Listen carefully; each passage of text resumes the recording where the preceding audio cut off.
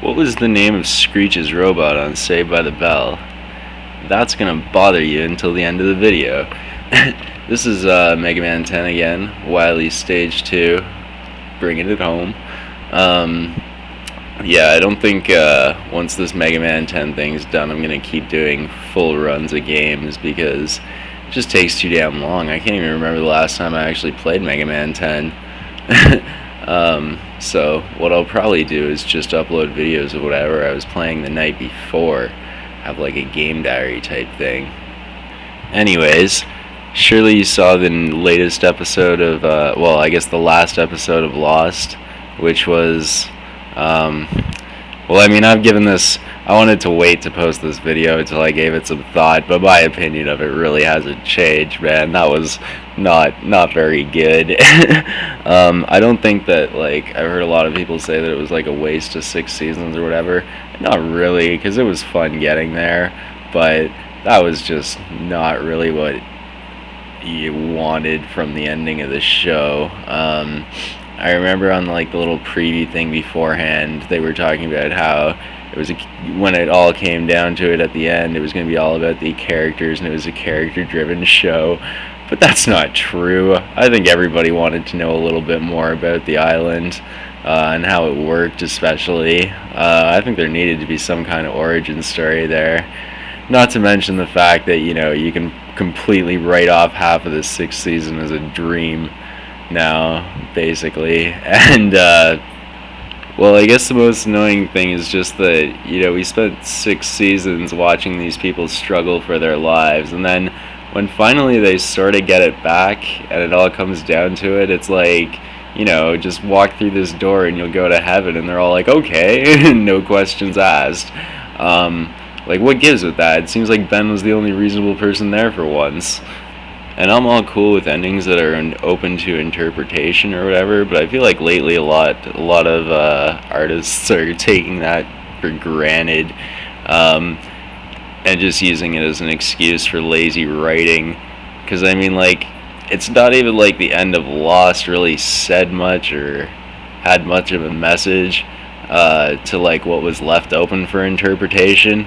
It was still like all the weird pseudoscience that you were trying to understand, mostly, you know, at least in like something like, what's a good example? I guess 2001, that's left pretty open to interpretation at the end. But, you know, at least you know that, like, when you're arguing over interpretations of that, it's going to have some sort of deeper philosophical meaning or something, and not involve, you know, what kind of energy is it that powers the smoke monster.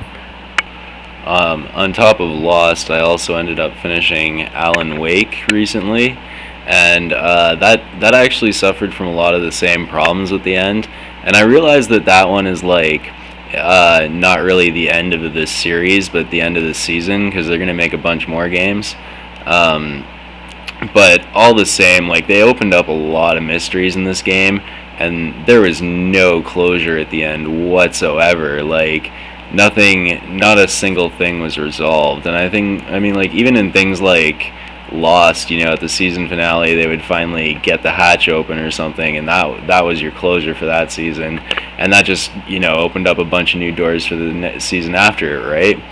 But in Alan Wake, they don't set anything up. It's just like sort of ends abruptly, almost like it was the middle of an episode.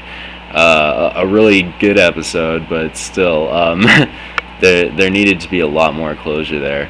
But I really can't wait for the second one. I've got some theories about what's going on, but I don't want to spoil them too much.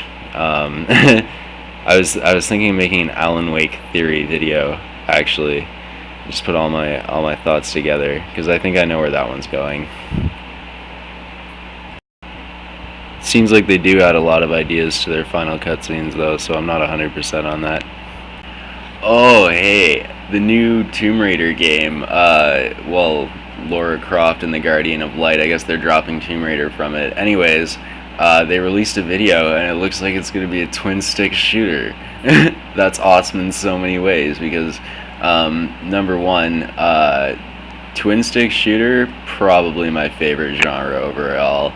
It's such a ridiculous favorite, But I mean, when it all comes down to it, I could play like Geometry Wars or Robotron or Smash TV for like hours on end and not even notice. I love twin stick shooters. On top of that, Tomb Raider franchise getting rebooted. I mean, okay, I know it's been done unsuccessfully several thousand times, but that's one series where I've always wanted it to come back right, because that game was so goddamn cool when it came out. That was the first time that I ever remember being like not only able to just like get behind a gun and shoot things, but that was the first time that it looked really, really stylish, you know? Like each animation was just executed so much better than anything else at the time, and it was so real and so smooth, and just complimented with like that huge titted heroine. Like first time you ever saw something like that in a video game, which was actually probably the perfect time for it. And then you found out that she was like this on top of being tough as nails, she was also like smart as fuck and had this whole big history as like spoiled little rich girl and whatnot. It was just really interesting. That was a crazy game. Like, it definitely raised the bar for a lot of like video game characters, and also just, I guess, like capabilities, what you should be able to do in a video game sort of thing, with all the different exploration options and stuff that it had. Anyways, I think I'm coming to the end of the crab boss here now, so I guess I'll leave you with more closure than Lost or Alan Wake did, and let you know that Screech's robot was actually named Kevin.